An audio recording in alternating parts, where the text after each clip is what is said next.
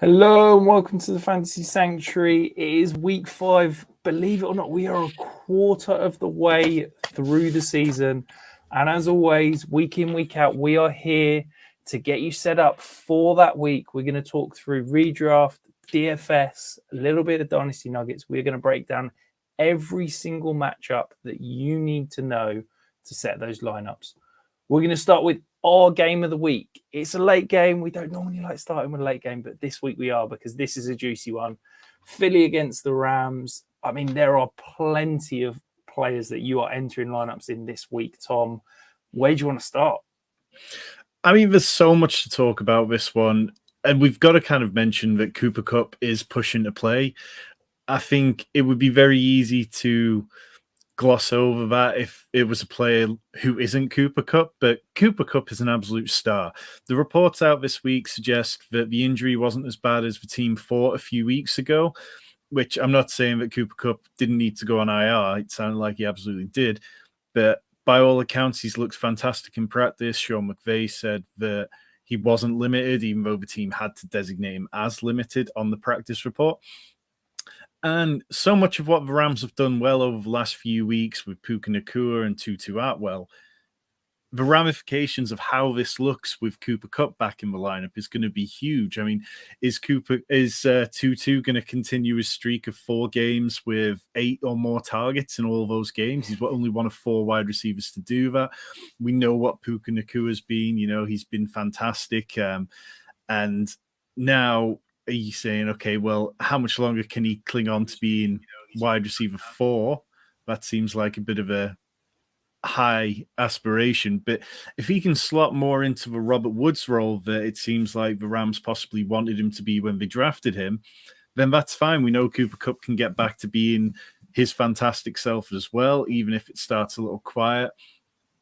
And in the Eagles, they're facing a secondary that is perhaps getting by on reputation over the last couple of years a little more than they warrant. You can get at that secondary. We've seen the Vikings got at them. We've seen that, you know, Philly have allowed the 5th most points to opposing wide receivers. So it's, with this game being a late one, I'm going to build a lot of lineups that play either chalk or contrarian plays early on and then lean into this game and attack it from different points of view for this game. So, yeah, I mean, I'm just excited for this game. I think there's so much to really look forward to here. Have you got any reticence? We talked previous weeks with hamstring injuries of, you know, we want to be 1 week kind of them playing before we're entering lineups. Is Cooper Kupp one of those players that you want to see for a week, or is he so good that as soon as he's active, you got to start him? It's really tricky because there's definitely been players who I wasn't starting on the first week back, like Christian Watson. I wanted to see it, and that turned out to be right. He was on a pitch count.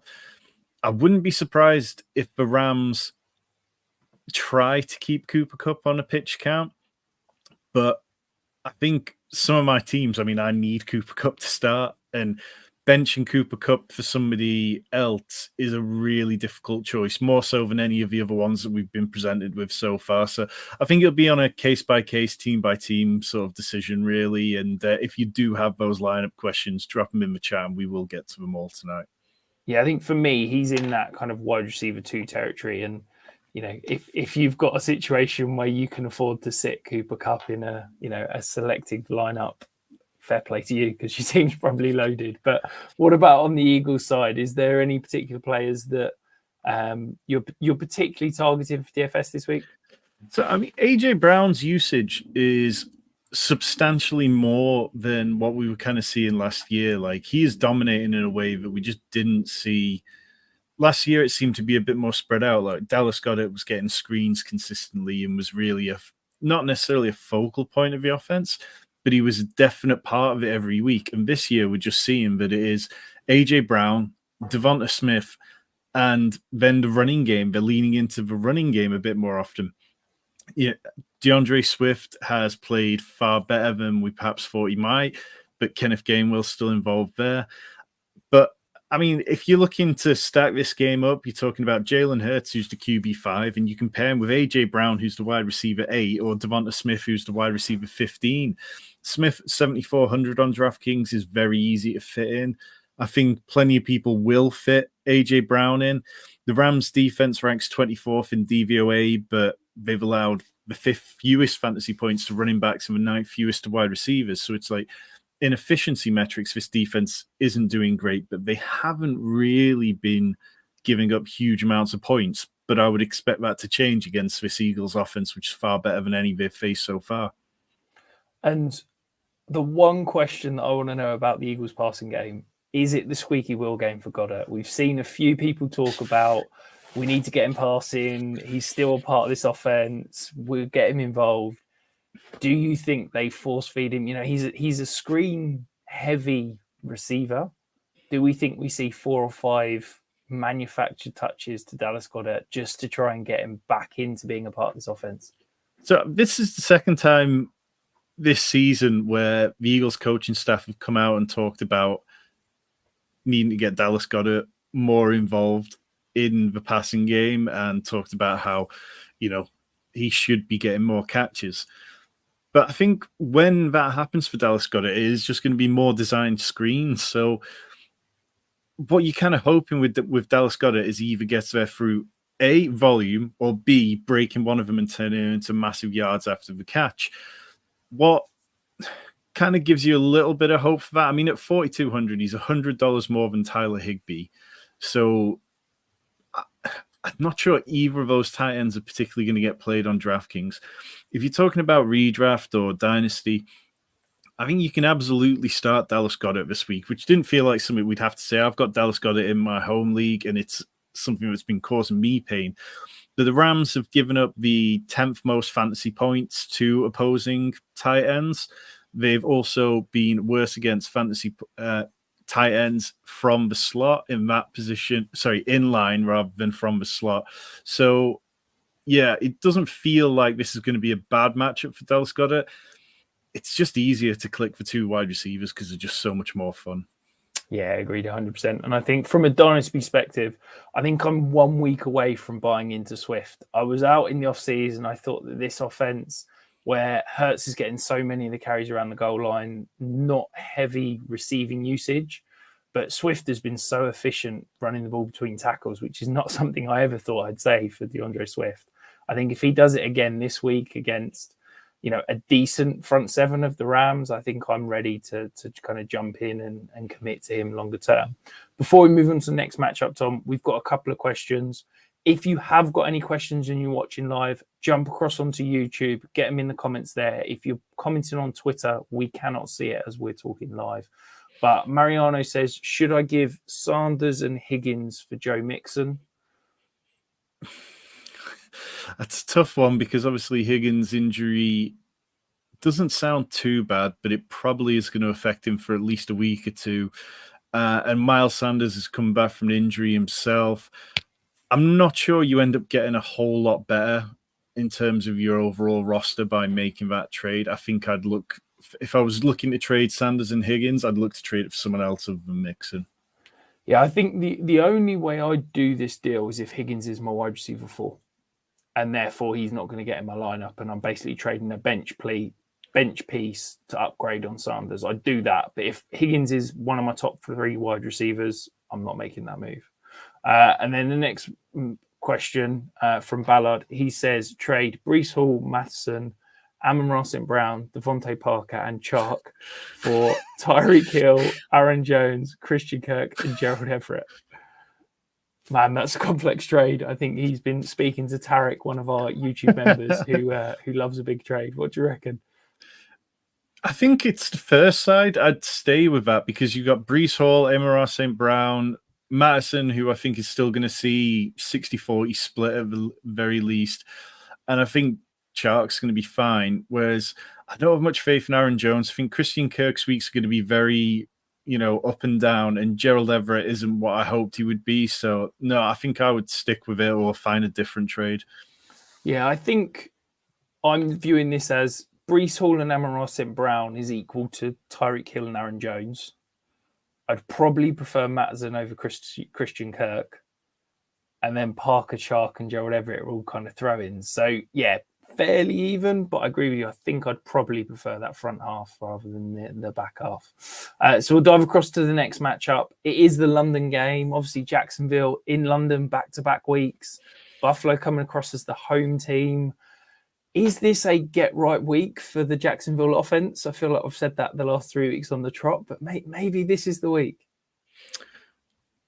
I don't know about that. I think this Buffalo team bringing an awful lot of quarterback pressure. We saw them get pressure on Tua last week. Von Miller's supposed to be healthy and ready to play.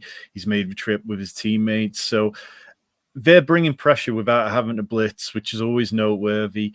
I think what we've seen from the Jags is that we talked about in the offseason, we had Josh Norris on the channel who also talked about how the Jags needed to be more explosive this year, and they're bottom 5 in big plays with only 17.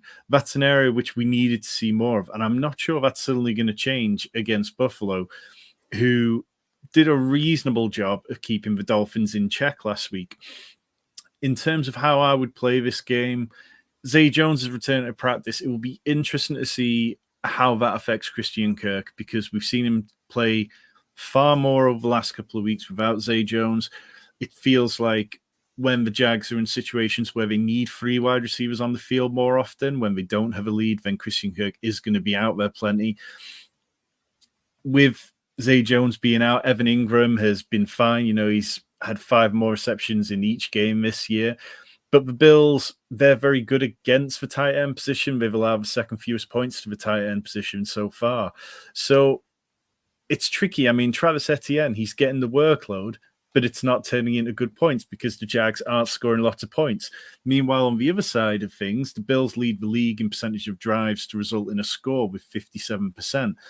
Stephon Diggs is the wide receiver 5 with like over 23 points per game, which is fantastic. So it's a lot easier on the Bills side in terms of going, okay, well, we'll start James Cook. We'll start Stephon Diggs. You can probably start Gabe Davis at a push. I don't think this Jags defense is anything you really need to worry about too much. But on the Jags side of things, I mean, people are panicking about Calvin Ridley. He is the wide receiver 37. Christian Kirk's the wide receiver 26 ahead of him.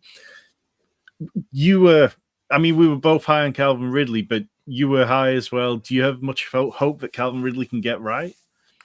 Yeah, I think that if you watch the games, it's been small margins that have meant that he's missed out on a couple of big plays.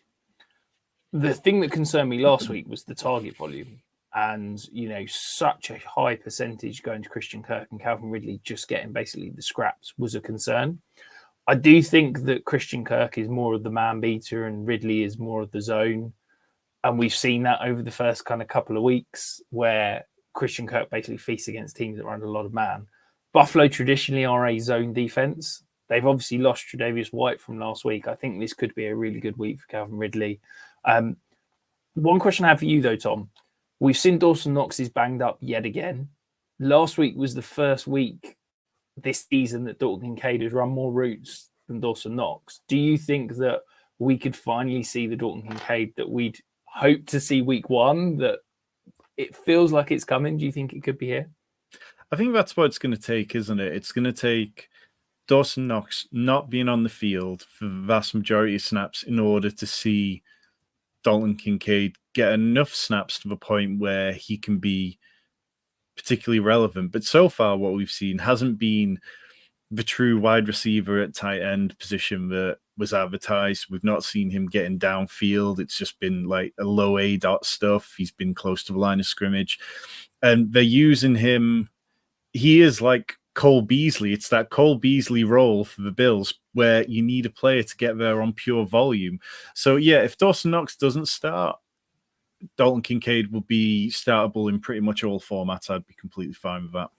Yeah, I think we talked about it last week, didn't we? That I think his blocking needs to improve before we can consider him a true matchup. Before we move on to the next matchup, we got a question in the chat from Nick. He says, which 3 would you start this week? Bijan, Hall, Swift, Pacheco, Stevenson. Definitely starting Bijan. There's no question about that. I'd start Breece Hall as well. I think I'd probably go with I go with Pacheco over Swift just. So I've got it ranked. Bijan's a must start, and then I've got Swift, Pacheco, Hall. Stevenson's a way back, but I'd personally, I think that Swift, given the matchup, given the volume he's seen the last 3 weeks, I think you've got to start him.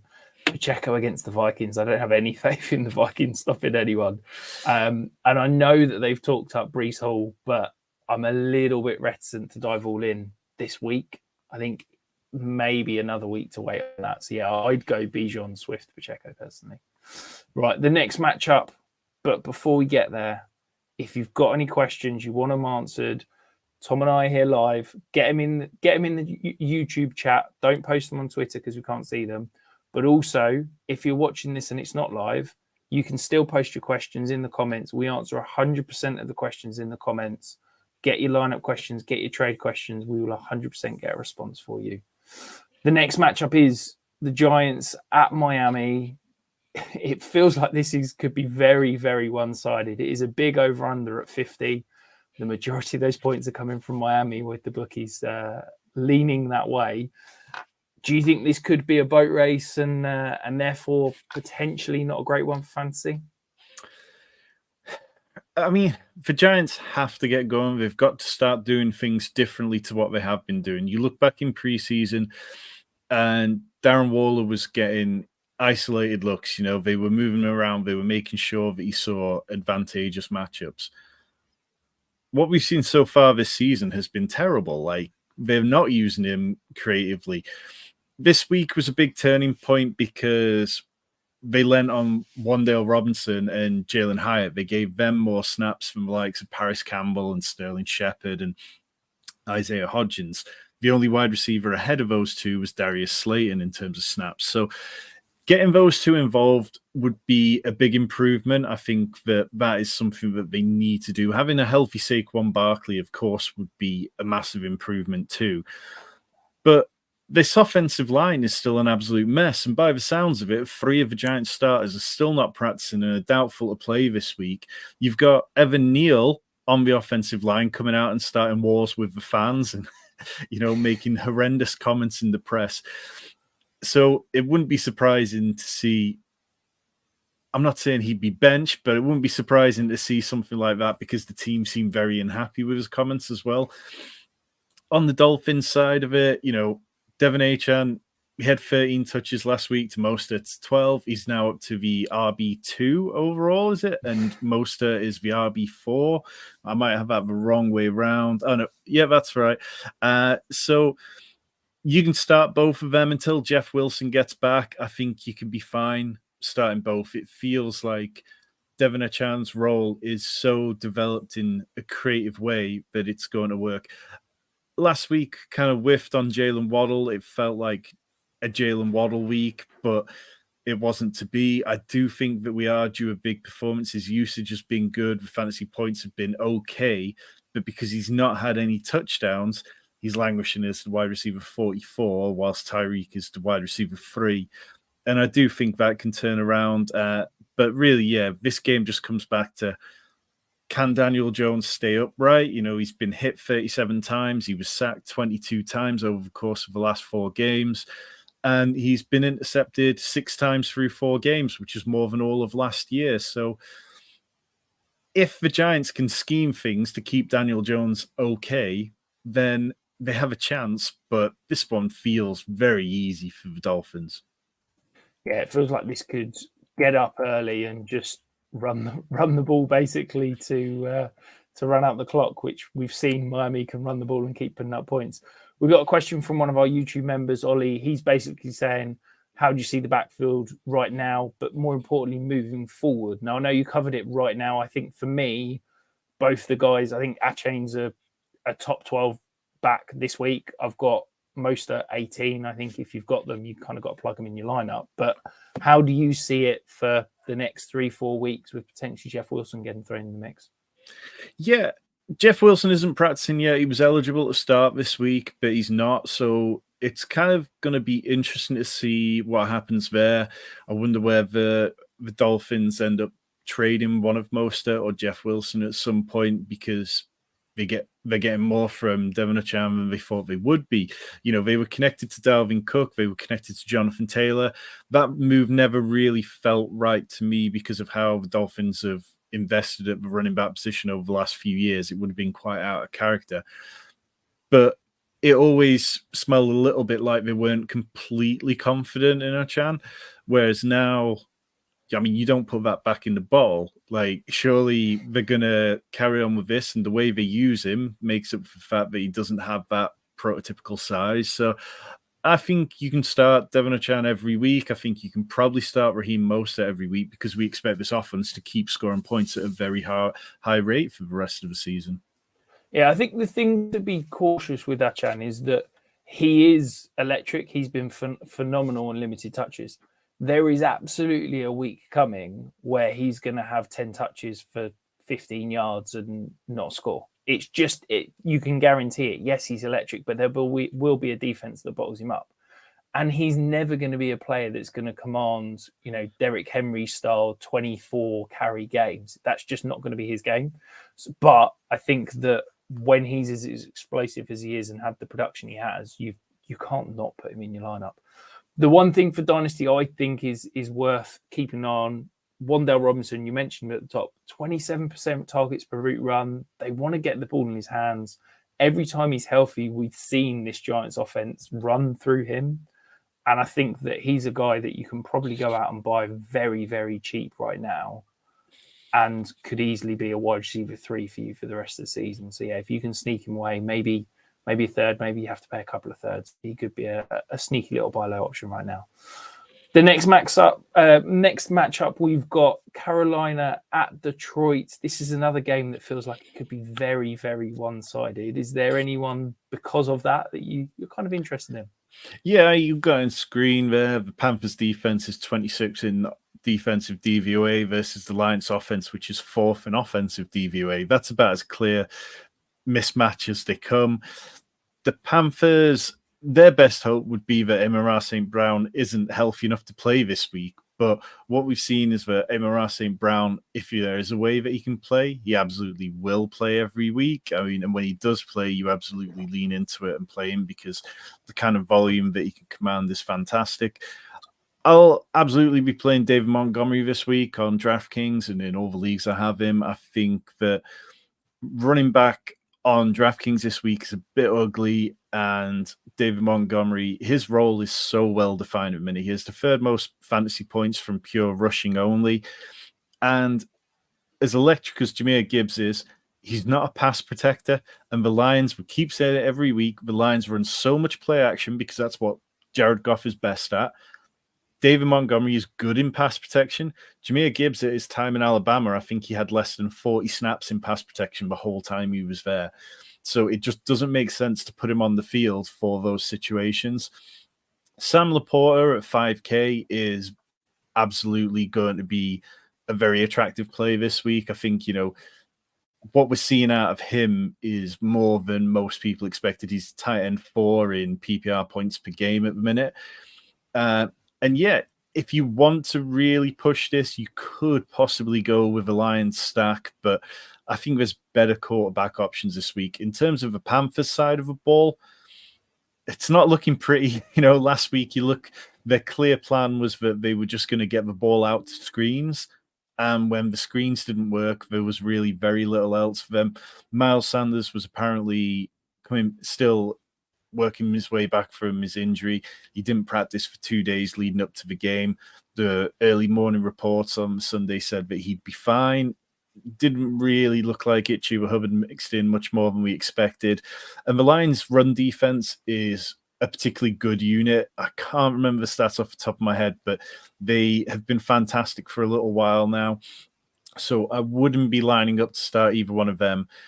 I think if you want to look at a deep kind of dart throw sort of tight end play, the Lions have allowed the 2nd most fantasy points to tight ends, but Hayden Hurst, he's tight end 28 in points per game. He's really not got it going very much so far, and it'd be better to just find the money to play Sam Laporta, really.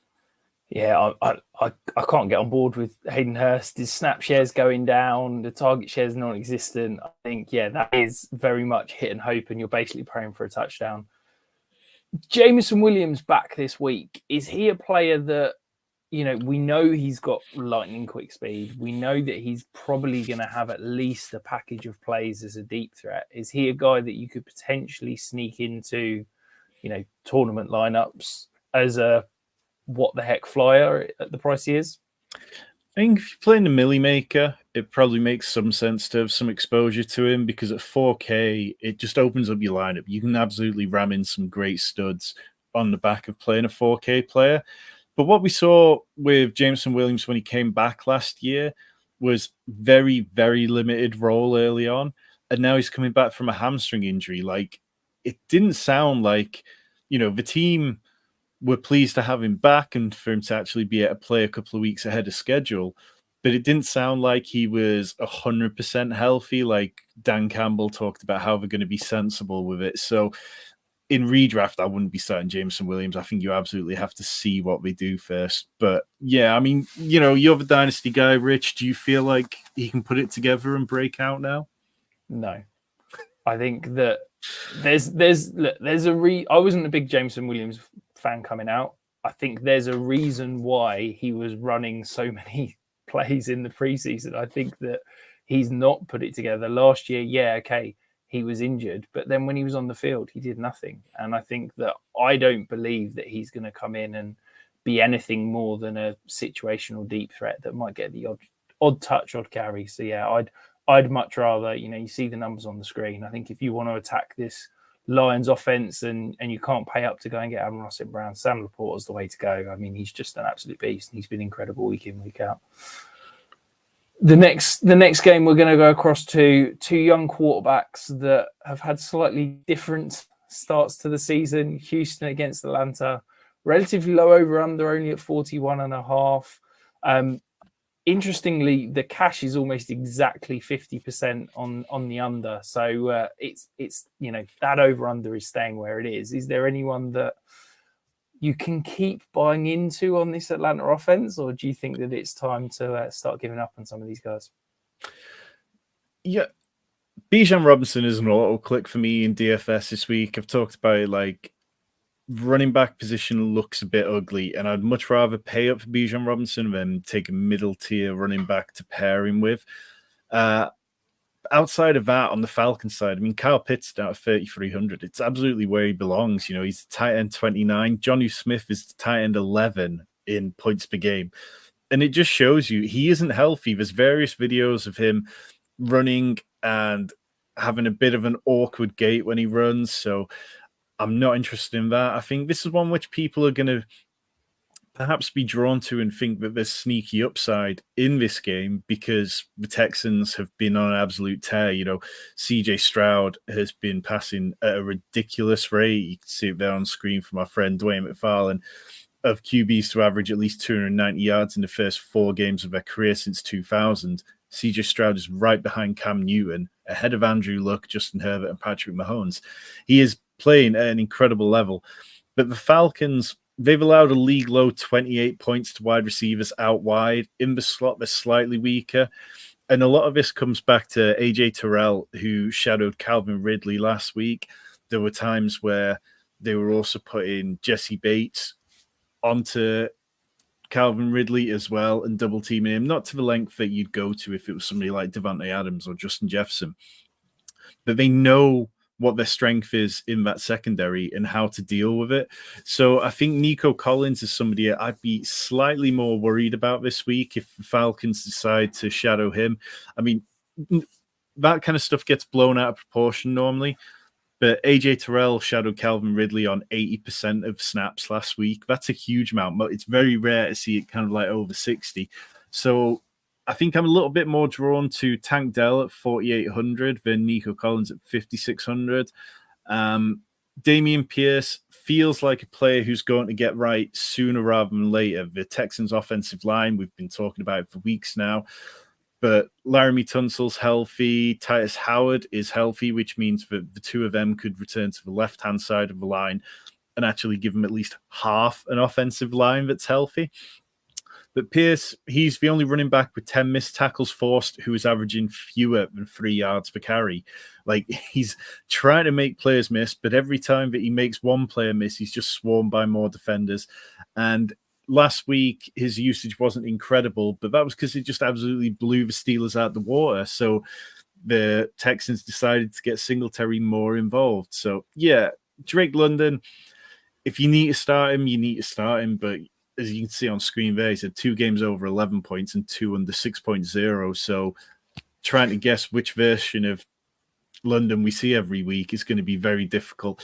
And it'll be interesting to see how the Falcons play in general, coming back from a bad defeat in London and not having the bye.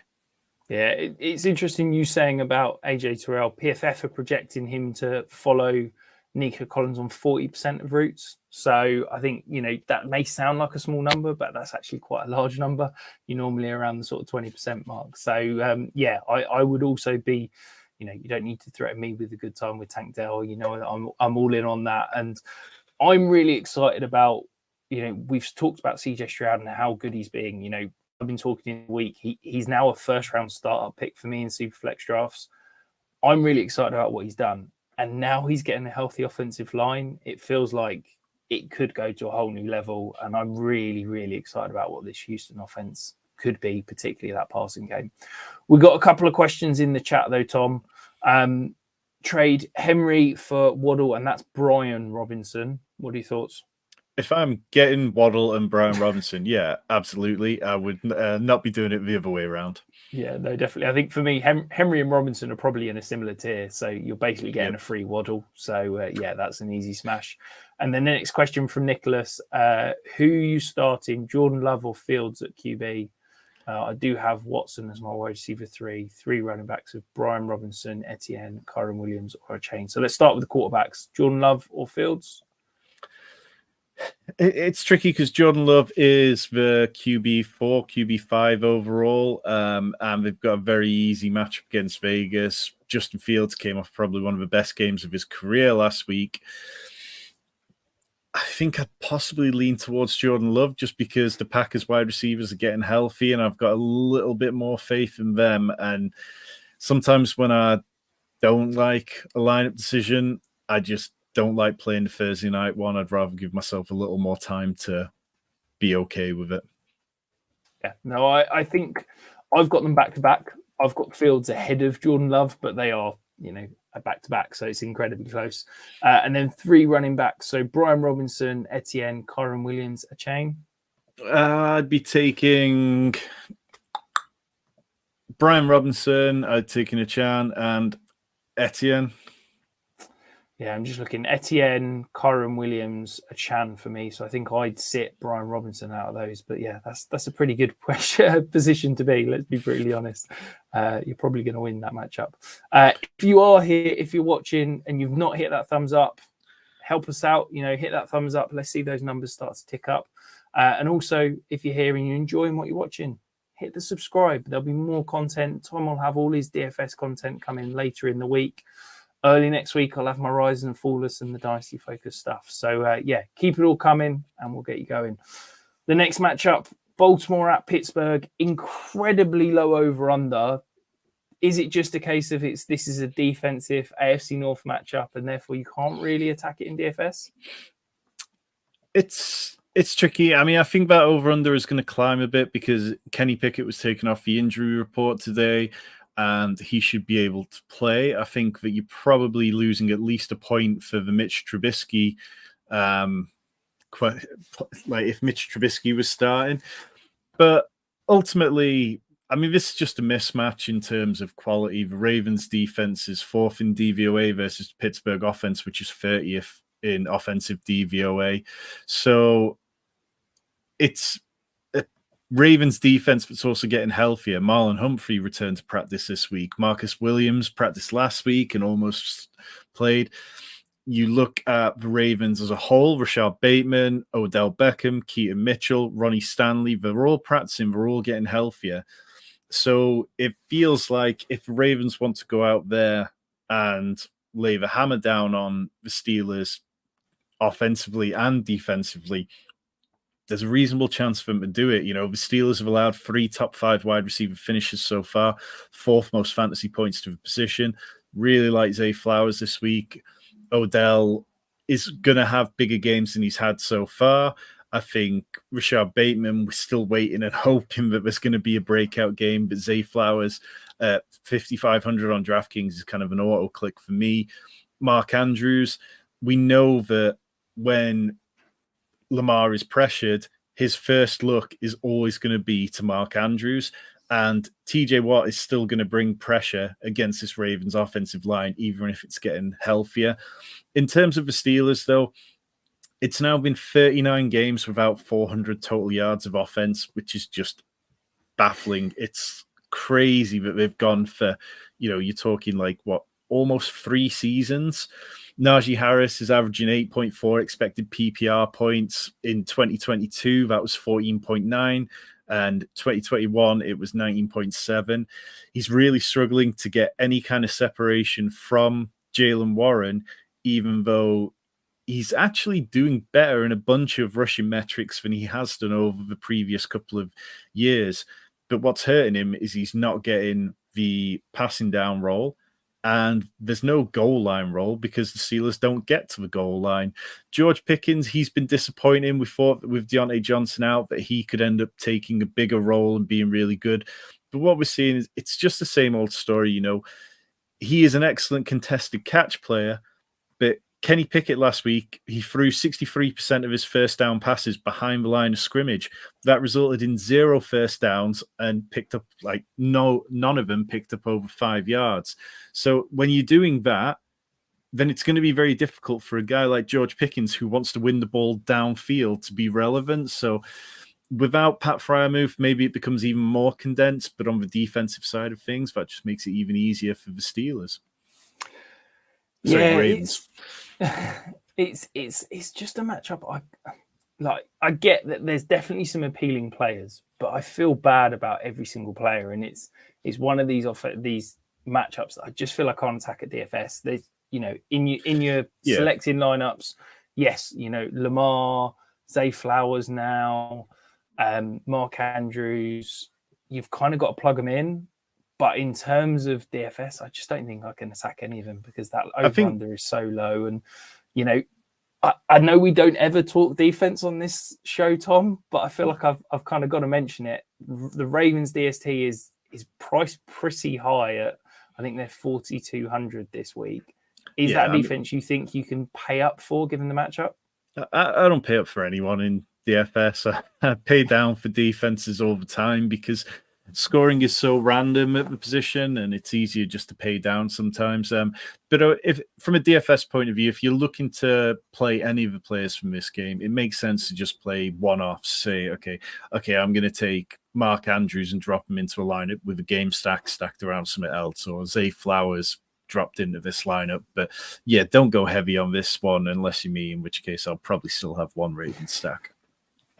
So we've got some questions in the chat. So I only have Jamal Gibbs, David Montgomery, and James Cook at running back. Do I need to pick up Jaleel or another running back? For me, the answer is definitely yes, because Jamal Gibbs, David Montgomery are going to have the same bye week. So I presume you're going to have to need at least another running back to start that week. Would you agree? Yeah, definitely. I don't think I'd want to drop Dubs, Jahan Dotson, or DeAndre Hopkins to do it. I think if this is a league where you play with a kicker or defense, I'd rather drop one of them and then figure it out as you go. Because, those are all wide receivers who are going to see decent volume. Yeah, maybe it's you need to go out and make a 2-for-1 trade. Alex Payne in the chat again. I just traded away Mahomes and Ford and got Stroud and Derrick Henry. My team is now. Did I win? What do you think, Tom? I think so, yeah. I mean, I think Jerome Ford is probably going to see consistent work throughout this season. But I think what you're getting in Derrick Henry is going to be very good. I think it's a good lineup. It just feels difficult. Trades with Patrick Mahomes always feel difficult to evaluate because although he hasn't had a game over 26 fantasy points so far, when Mahomes does explode, it's going to be very good. So I think it's about even, to be honest. Yeah, I think if Derrick Henry is the Derrick Henry we know and love, then I think it's a good trade. I think the problem is that he's so game script dependent, probably more than any other player in fantasy, and there's definitely going to be weeks where you can't plug him into your lineup confidently. Tamian says, is JT playing? By all accounts, it looks that way, doesn't it? I think we can expect him to be playing. I don't think he's going to get a full workload, but I think he's definitely going to be active. Do you agree? Yeah, that sounds. I think there's no reason for them to push him too much to start. And what Zach Moss has done has been very good. I mean, we'll get on to the Colts later, but for now, yeah, it's. I don't think it's going to be 100% JT, but it sounds like it's trending towards playing. Yeah, and then Tammy says, start Fields or Cousins. It's Cousins for me. Yeah, just Kirk Cousins. I think what he's been doing passing wise has been very good so far. Yeah, and then the last question before we move on. Ramon says, please help start to T. Higgins, McLaurin, Damian Pierce, Breece Hall, Christian Watson. I think I'd definitely be starting Terry McLaurin. And then I'd have to wait and see what the T. Higgins news looks like. If it sounds like he's going to play okay, then fine. Otherwise, I'd probably end up leaning towards Christian Watson. Yeah, for me, I'm going Breece Hall and McLaurin here. I still want to see it from Christian Watson. I don't know if he's going to run a full snap share. I think T. Higgins, I can't believe that he's going to play as a wide receiver with broken ribs. That would seem mad. And straight pick between Damian Pierce and Hall. I'm going Breece Hall right there. So the next matchup we're going to talk about, though, Tom, New Orleans at New England. Some interesting pieces. It feels like New Orleans is moving the ball all over the place between the 20s, but can't punch it in. And it feels like New England are just disappointing across the board. Is there anything that you are looking at for this matchup as something to attack? Yeah, I mean, both teams bottom 8 in total points scored. You can see on screen there. So the Saints average 15.5 points per game. It's not getting it done. That's why Chris Olave is having some okay weeks, but this offense hasn't really been fantasy viable. You know, Derek Carr is the quarterback, 33 in points per game. Olave, wide receiver, 29. Michael Thomas, wide receiver, 43. Juwan Johnson is tight end, 37. He's had 5 targets in 3 games. Last year, he was averaging like a red zone target in 65% of games. This year, he's had 1. And it's just really disappointing to see this Saints offense, which has got some great weapons, just being quite mid, really. And that might even be a bit of a compliment. And then the Patriots, we were expecting Bill O'Brien to bring competency to this offense and help them take the next step. And it's not really played out that way. You know, the Patriots are 19th in offensive DVOA. Ramondre Stevenson scoring 0.6 points per touch this year versus 0.9 points per touch in 2022. Last year, he was averaging 4 receptions per game. This year, that's down to 3.0 receptions per game. His rush yards per game has dropped from 61 down to 41. It's just not getting it done on any level. And Hunter Henry is probably the only player that you could start with real confidence. I mean, he's the tight end 7. Kendrick Bourne is the wide receiver 41. But this Saints team, their defense isn't as good as it should be, but they just have the ability to just suck the air out of the game and produce these low-scoring games. So I'm not really excited to start anyone. I think if you need to start Alvin Kamara, you can. I don't think he'll get 14 targets for 13 receptions and 33 yards again. But the Saints have so little competition that they seem happy with at running back that it looks like it will be the Alvin Kamara show. Last week's report from Ian Rappaport about how Zeke was going to get starter reps was nonsense from the moment it was put out there. It was just agent fluff. And I hope nobody paid any attention to it. It was deep in the first quarter before Zeke got his first snap. And, you know, if you need to start Ramondre, you need to start Ramondre, but don't be expecting big scores from anyone in this game. Yeah, I think the interesting thing with New Orleans is going to be how good is Derek Carr's shoulder, because we saw last week, you know, you said Alvin Kamara getting 14 targets. To me, that's a direct link to Derek Carr's shoulder being an issue and him not having the ability to push the ball down the field. If he is, you know, that shoulder is healed up, are we going to start to see him connecting on some of these deep shots with Chris Olave? Because it feels like they're close. we see on the screen an obscene amount of air yards, an obscene amount of unrealized air yards, and hopefully he's going to start reeling in some of those catches and we can start turning those air yards into real receiving yards. The next matchup. So we talked about Jonathan Taylor. He is, of course, the big name here. Tennessee at Indianapolis. Are you plug and play with Jonathan Taylor if he is active?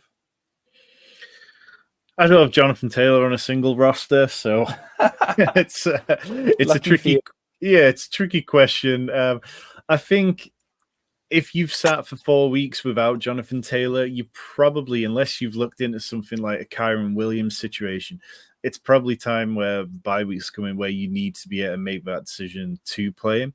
I think what we've seen from Anthony Richardson and this offense is that Jonathan Taylor could be insanely good for fantasy in this offense.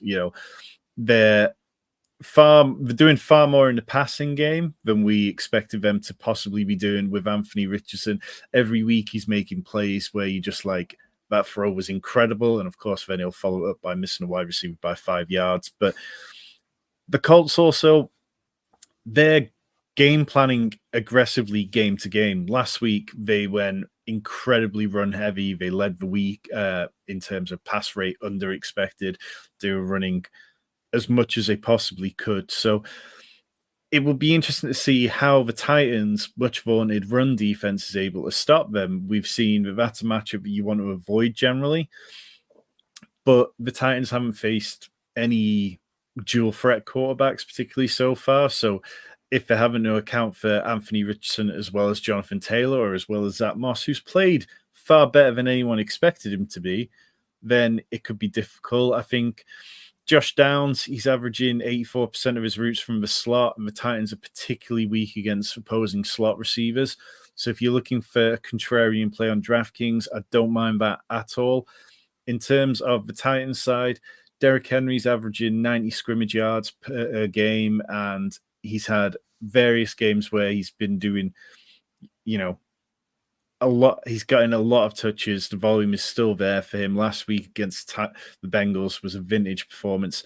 And I think that's going to be game script dependent, but I'm not sure the Colts are going to put the Titans to bed to the point where Derrick Henry can't keep in this game. I don't think this one's going to go away from him to Tajay Spears. But aside from that, you start DeAndre Hopkins because you can get there on volume. Chigozie Okonkwo is completely droppable. We haven't seen anything from him, even in the games which Treylon Burks has missed out. And makes me sad because he was so much fun down the stretch last year, but he was so good when nobody else was there. It comes back to always fade young tight ends because they burn you time and time again. Before we move on, we got another question from Tamian. He says, should I off DeMonte, Gibbs, Jahan, and D-Hop for Kamara and Walker? No, that's plenty of quality. You could get a much better haul for that. Yeah, I wouldn't do David Montgomery for Kamara straight up, if I'm being brutally honest. So yeah, definitely a no. Right. But whilst you're here, if you're enjoying the chat, if you're enjoying the content, if you're enjoying everything, you can come into the sanctuary. You can become a member. We've got 3 different tiers. You can get the bronze coconut. You can get the golden deck chair. And I've already forgotten what the silver sunset. There we go. From 99p per month, $1.25, you get access to the Discord, my Dynasty content, and at the golden deck chair level, you get all of Tom's DFS write-ups. You get exclusive DFS contests. And honestly, as someone that's playing the DFS contests off the back of Tom's content, I can guarantee that you're going to win some money because I am at the moment. And it's something I've never really done in DFS. So get in, become a member, click that join button. You will not regret it. Cincinnati at Arizona. Is this the week that Joe Burrow gets it together and this Cincinnati offense breaks out? Well, so Joe Burrow is saying that every day his calf's feeling better and better and that he has faith that he's going to be able to turn it around. But what we see on paper, on film, is that just doesn't look like it's going to be the case. I think you look back at last week where he said that he felt really good on the Friday going into the game. And then they can't put him under center because they're so worried about him. The ball is coming out at a very quick pace, but Joe Burrow's average depth of target is the second lowest at 6.4 yards. That's identical to Justin Herbert's last year when Justin Herbert was playing through an injury. We've seen this with quarterbacks when they can't lean through it, when they're dealing with injuries, when they can't push down in the same way in their legs, then it leads to these dink and dunk plays. And that just isn't productive. We saw Jamar Chase complaining, saying he's always open. But when they have to bring Jamar Chase back towards the line of scrimmage, of course he's going to be a less effective receiver because he's got to get through so many more defenders. The Cardinals' defense ranks 30th in defensive DVOA. I think the only surprise there is that they're not last. You know, coming into this year on paper, they looked like a horrendous defense. But the Bengals are a horrendous offense at the minute. You look at virtually any metric in terms of scoring, in terms of drive success, in terms of efficiency, and they're right down towards the bottom. Joe Burrow is QB 44, Jamar Chase is wide receiver 23, Joe Mixon is running back 25. So I think this game, if I was going to lean into any of them, it would possibly be Joe Mixon. I think that he can probably have an okay game against this Cardinals defense. But we've seen the Cardinals over the last few weeks. They've just been spicier than expected. They've stayed in games. They've been frisky. Josh Dobbs is the QB 15 at the minute. Hollywood Brown is the wide receiver 19, and James Conner's running back 22. With Conner, though, it is worth noting that he's losing some of the passing down work. His route run percentage has dropped from 76% in week one, and it hasn't been over 50% since. I can't remember the name of the running back. I can't pronounce his surname. It was Kendry Miller's backup in TCU, but he's been getting on the field more often. So, yeah, generally, I think this one is probably going to be a low-scoring affair, but I wouldn't be surprised to see Joe Burrow take a slight step forward. Yeah, I love Joe Mixon this week. He's a top 5 back for me in my weekly ranks. I think that he's someone that, you know, I think you just got to plug and play and hope that this Cincinnati offense is going to run through him whilst Joe Burrow is getting healthy. We had a fantastic question from Lewis in our Discord earlier that I thought was worth a chat on the show. He was basically saying, I'm a contender in Dynasty. I've got Joe Burrow. I don't want to sell low because his value is lower than where it was in the offseason, and he's going to rebound. But I'm losing points every week because I'm having to start Joe Burrow. Do you think there's an argument to sell low and just kind of get out whilst you can? Or like I said in the Discord, I advise just hold it. Hopefully you're good enough to make the playoffs when Joe Burrow is going to come good. I think selling Joe Burrow low and knowing you're selling Joe Burrow low is going to be the kind of decision which you really regret quite quickly, because within 2 months his value will be back to where it is. This isn't an ACL injury. This isn't an Achilles injury. It's a calf injury. Like, he will get better over time. They have a bye week coming up, not this week or maybe even not next week, but the one after that. And it wouldn't be surprised to see him get back to, you know, being his old self within 3 or 4 weeks. I would still need a very good deal to sell Joe Burrow in Dynasty. But I think if somebody comes to you with the right kind of deal where you're not giving up a huge amount and you get a player that is going to help you challenge this year, perhaps, but I'd rather keep Joe Burrow and know that my quarterback position is going to be safe virtually every year for the next 10 years. Yeah, I think the good thing with Dynasty is that hopefully if you're good enough and if you are a true contender, you can get by with Joe Burrow for the next few weeks. And hopefully when he's healthy, he'll get there. A few questions before we move on to the next matchup. I want to play Dotson tonight, but I also have Addison. I have the Thursday night curse. You going Dotson or Addison for this week? I'd go Dotson. I think Addison is a great play this weekend. We'll get on to the matchup next, but I'd lean just towards Dotson. I'm going to disagree. I'd go Addison this week, but yeah, it's very close. So toss a coin. If you want to avoid the Thursday night curse, then maybe go Addison. And then next question on the Dotson front, Dotson and DeAndre Hopkins for Breece. Yeah, I'd do that. I think if you're okay at wide receiver, obviously trading 2 wide receivers for running back, you've got to hope that there's some decent wide receiver depth on your roster. So if you've got that, then yeah, I'm okay with that. The next matchup, you hinted already, the biggest over-under of the week. It feels like this could be an absolute barnstormer. KC at Minnesota, 53-point over-under. Tom, are you trying to get as many pieces of this matchup in your DFS lineups as possible this week? Yeah, I mean, this is absolutely going to be one of the most popular games to game stack this week. I think if you're talking about from a redraft dynasty league, then you can start virtually all the clear starters, Mahomes, Kelsey, Pacheco, easy starts, Cousins, Hawkinson, easy starts, Jefferson. Where it gets hazy, Alexander Mattison, he played on 64% of snaps last week. Cam Akers played on 34%. I don't think Ty Chandler got a single touch last week or played a snap. What is clear is that Cam Akers is probably going to be the backup until Alexander Mattison has more fumble issues. And I think you can just lean into that and you can keep playing Mattison in games which feel like they're going to be okay matchups for him. And this one is fine. Pacheco, I really like this week. Rashee Rice has definitely been coming on and seeing more playing time. I think that if I was to give you a stat to back up the Jordan Addison stuff, it would be this from Jacob Gibbs on Twitter. 58% of Jordan Addison's route participation rate is 58% when the Vikings are playing tied or with a lead. But when Minnesota are trailing, that jumps up to 80%. So if you're thinking that the Chiefs are going to be beating the Vikings convincingly this week, then that makes plenty of sense for it to be a Jordan Addison week. The Vikings, they lead the league with 19 passing plays, over 20 receiving yards. The Chiefs, they've been more explosive in the running game and the passing game because they're not getting anything out of their wide receivers.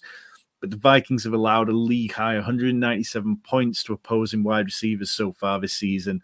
So you tell me, is that Marcus Valdes-Scantling week, or is there another player you think gets out wide and gets those points for the Chiefs? I think it's Rashee Rice week. Look, I tried to talk it into existence last week, but I think the Jets matchup was always going to be tough. He's playing more snaps. He's getting more work. He's leading Kansas City wide receivers in targets, receptions. I think the talent is there. He was incredibly raw coming out as a prospect, and the fact that he's already eating into workload 4 weeks into the season is incredibly exciting for me. It's scary because I'm starting him in a lot of dynasty leagues because I've got a lot of players on bye this week, but I really think that it could be Rashee Rice week. Look, you can see on the screen Scott Barrett's yards per route run. Sky Moore has been abysmal. KJ Osborne has been abysmal. Let's throw those guys to the side. Let's give Rashee Rice, Jordan Addison, and let's really let the young guys cook. I think it is definitely time to give up on the Sky Moore experiment. Yeah. Tamian, loving the comments, loving the questions. Keep them coming, Tamian. He says rank Dotson, Dubs, and D-Hop rest of the season. I mean, Dubs has had a fantastic start. Like, I think only 2 of the wide receivers have more receptions than him over the last couple of weeks. D-Hop feels like it could get a bit miserable if the Titans end up sort of fading away. So I think I'd possibly go Dotson and Dobbs. I don't know. How do you see that one, Rich? So I think I'd go Dobbs 1. I think I'd go Dotson 2. Man, I don't want D-Hop. No, I think I'd go D-Hop 2, Dotson 3. I think so. Yeah, definitely Dobbs 1. Yeah, I think there's definitely enough questions about the Commanders. Perhaps that's fair on Dotson. But yeah, and if you're liking these answers to your questions, hit those subscribe buttons. Yeah, absolutely. Another one, Chris Olave, Terry McLaurin. He's a little bit concerned about the car injury. Where are you going? It feels like an eruption spot for Terry McLaurin. And we talked about how much that New Orleans game against the Patriots could just be a very low-scoring one. I think I'd have to lean towards McLaurin on this one. Don't like it, though. The answer I'd have is, can you not start both? But yeah, I think it's very close. I've literally got them back-to-back. I've got Olave ahead, but I could easily see the argument for McLaurin. And then the final question before we move on, just traded Mostert and I guess Michael Thomas for Pierce and Pittman. Should I also trade Ramondre for Joe Mixon? I wouldn't be trading for Joe Mixon. I don't think that he's going to be particularly great this year. I think he's going to have a good week, but I think Ramondre is going to win out across the course of the season there. Yeah, I'm not sure what that's achieving. It feels like a sideways step, and I think Ramondre's probably got a greater ceiling. I think if anything, Joe Burrow is, as he gets healthy, it might start to phase out Joe Mixon. So yeah, I'd stick with Ramondre there. The Jets at Denver. It is Nathaniel Hackett Revenge Gate, the game that everybody is going to be tuned into Sunday night. Tom, it's Breece Hall breakout week. He's going to get a full workload. Do you think that he's a guy that you're attacking DFS? I can't not attack him. I think Robert Saleh's quotes yesterday got taken slightly out of context. The quote which everybody latched onto was that there is no restrictions on Breece Hall. There is no pitch count for him going forward. But when you read the entire quotes, it wasn't quite that, clean and simple. They also talked about how Dalvin Cook was getting healthier and that they wanted to get him going a little bit more. But yeah, Breece Hall at 5,400 against this Broncos defense, they just are horrendous. They are by far the worst defense against running backs in terms of fantasy points allowed. They've allowed 175. No other team has allowed over 120. And obviously a big chunk of those came against the Dolphins. But they just can't tackle. This passing defense was supposed to be the strength of this team. And outside of Patrick Surtain, they have nobody putting in good games. They've allowed the second most passing yards as well. They also give up plenty of work to running backs catching the ball, which is an area which Zach Wilson should be leaning into.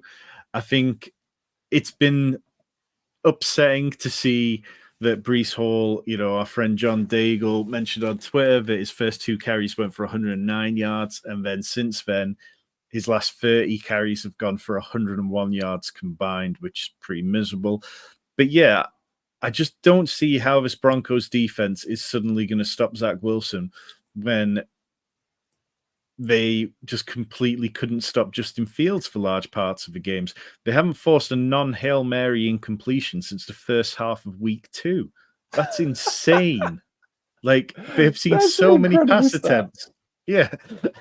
I wish I knew who I'd got that one from, because that one is great. I will make sure to go and retweet it after the show. But on the on the Broncos side of things, I do think Russ has been playing slightly better than he's been getting credit for, because the Broncos have been so embarrassing.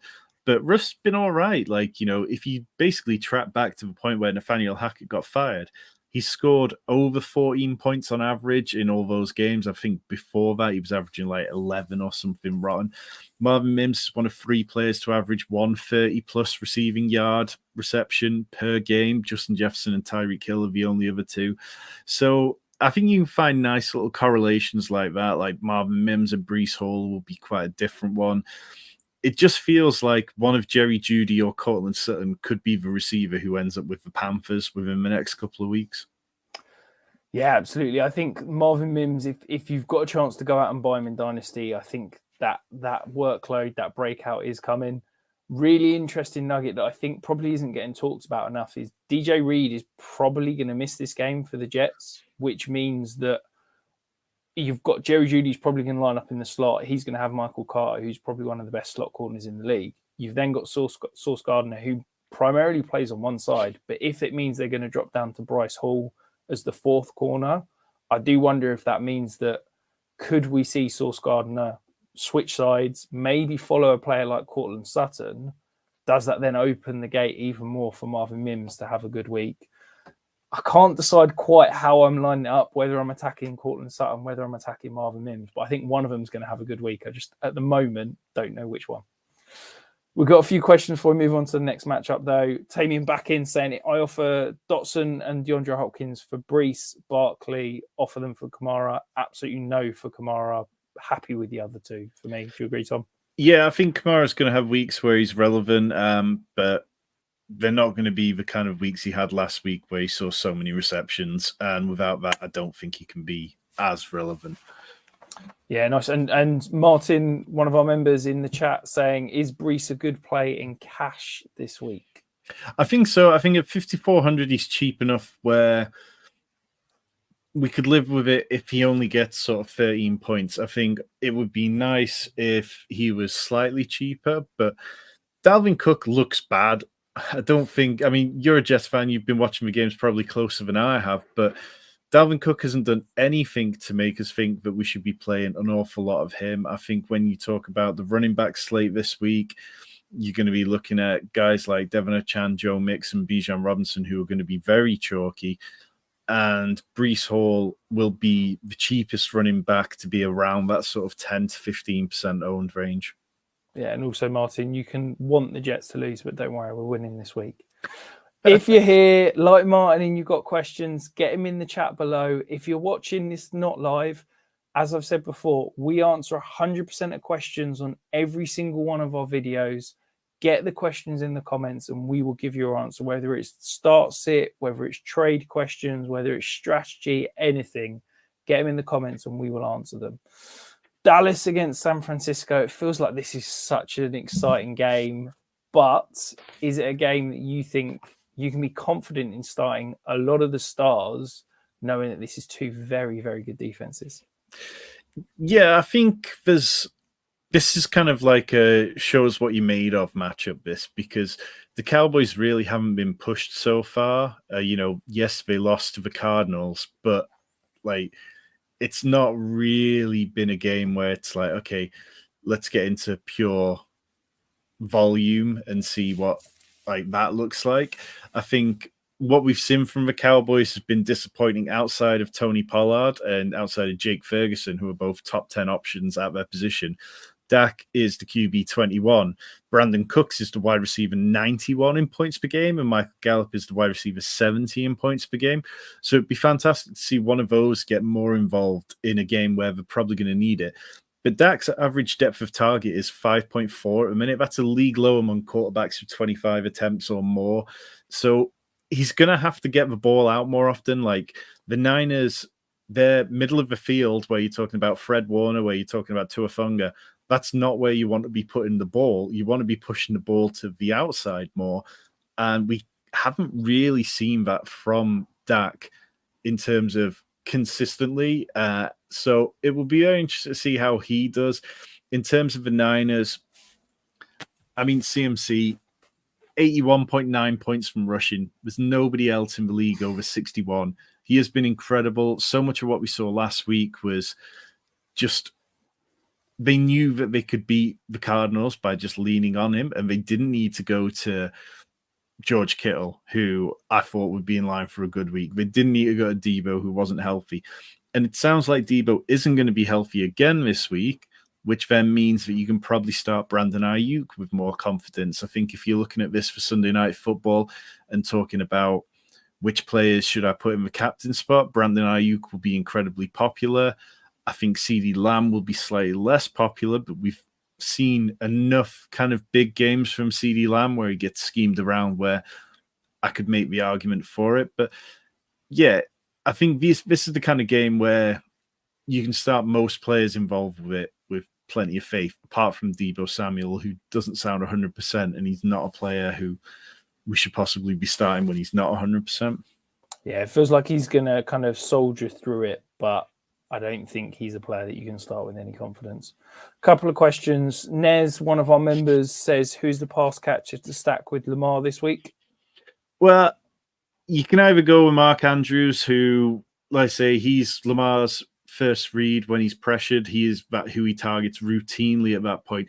Zay Flowers, because of the matchup against the Steelers, they've allowed was it 4 top 5? They've allowed 3 top 5 wide receiver finishes so far, the 4th most fantasy points to a position, particularly weak against players playing out of the slot. So it feels like Todd Monken should be getting him into the slot more often than not and doing it. But yeah, and whilst you're here, also go and check out Nez's channel for Badge Bros. Excellent merchandise. Big fan of theirs. And another question from Harold. Trade away James Cook and Dubs for Olave. Running backs are CMC, JT, Mixon, Cook, Moss. Smash? Yeah, I think that seems fair. Yeah, I think you probably need a little bit more at wide receiver, and that's that kind of star power that'll make your life a little bit easier when you're making decisions. Yeah, that T-Money says, should I trade Josh Jacobs and Chase for Bijan and Wazzle or Bijan and Swift? My wide receivers are Amon-Ra, Olave, Ridley, Kupp, and running backs are Jacobs and Kyron. I would possibly do Bijan and Waddle, but I also think Josh Jacobs is going to get back into better form soon, so I wouldn't be desperate to do that one. Yeah, I think my question time and time again whenever I get asked trades is what is your aim with that trade? And I don't know what moving Jacobs and Chase to Bijan and Waddle really achieves. It feels like you're kind of slight downgrade at one for a slight upgrade at the other. So yeah, I don't love it. Definitely not doing the Bijan and Swift deal. And then Chef Nabi says, my current team is Hurts, Fields, AJ Brown, Lamb, Moore, London, Pittman, Stevenson, Breece, Taylor Swift, Pierce, Andrews, and Laporta. He says, what trade should I be making? Yeah, I don't really know. That team is absolutely loaded. I'm not sure there's any trades you should be making. Half PPR, 10 team. I guess you could look at somebody like Drake London as a little bit of a weakness and maybe be looking to find a little bit more running back. But if you could package DJ Moore and Drake London into a higher quality running back, maybe, or one of them plus one of the running backs you've got already, like Stevenson, to try and get up to that elite tier, I might be interested. Yeah, I think you need to go and target like a CMC. Maybe it's an Eckler coming back from injury. Maybe you can get him on the cheap. Could you do, I don't know, DJ Moore, Stevenson for Eckler, something like that? I think, yeah, trying and going and finding out a superstar running back is probably the one. Go and find somebody like David Montgomery who's got a consistent role, is going to score plenty of points, and probably isn't as expensive, and you could probably do in a straight 1-for-1, perhaps. Yeah, love that. The final game of the week, Monday Night Football, Green Bay at Las Vegas. Man, it feels like these two teams have shown some promise, but have under-delivered at times. Is there anything outside of maybe Aaron Jones, Jordan Love, the stars on Las Vegas, anyone slightly sleeper that you're eyeing up this week, Tom? It's really tricky because what we've seen from the Raiders is that everything's incredibly condensed. You know, Hunter Renfrow is entirely droppable, even in the games without Jacoby Myers. He wasn't fantasy relevant. He wasn't startable. Michael Mayer is the tight end 73 in points per game so far. He has no role in this offense, and I'm not sure what it's going to take for that to change. Josh Jacobs, he hasn't really gotten going yet. He's having the box stacked against him so often that it's difficult for him, to do that because defenses aren't respecting Jimmy G when he was in there, and defenses definitely weren't respecting Aiden O'Connell last week. So I think with Jimmy G back, he was passing through the last stages of a concussion protocol today, apparently. That should help Jacobs. It should help Devontae Adams, who got back in after his injury. And I'd be okay starting Jacoby Myers. I mean, he is the wide receiver 14 in points per game. On the Green Bay side, you can see our friend, the Dynasty Grill, saying only 2 wide receivers have seen more targets than Romeo Doubs the past 2 weeks, Devontae Adams and A.J. Brown. Doubs has seen 25 targets. Even with Christian Watson back, even if Luke Musgrave is back from his concussion himself, even if Jaden Reed is still involved, I think that Romeo Doubs has a very bankable role. And much as Jordan Love is probably one of the most confusing quarterbacks in the league, he is the QB5 in points per game. Part of that is because his average depth of target is 10.3, which leads the league. He's pushing the ball downfield, and he's being aggressive with it at times. And much as I think that this Packers team are going to get found out at certain points this season, it's not against the Raiders defense, who are truly woeful. Yeah, I mean, Jordan Love, every week I do an adjusted completion percentage versus ADOT graph that I put out on Twitter. And every week there's sort of 31 NFL quarterbacks clustered in a fairly, concise spot. And then Jordan Love off on his own because he's throwing the ball deeper than anyone and completing far less passes than anyone. It's absolutely wild.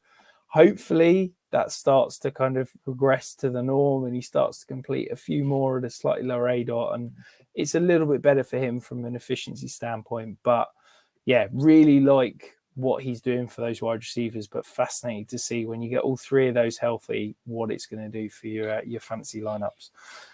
Well, that's it. Week 5 preview in the books, guys. If you've got any questions, as we've said, get them in the comments below. Tom and I will be taking and answering 100% of your questions in the run up to Sunday.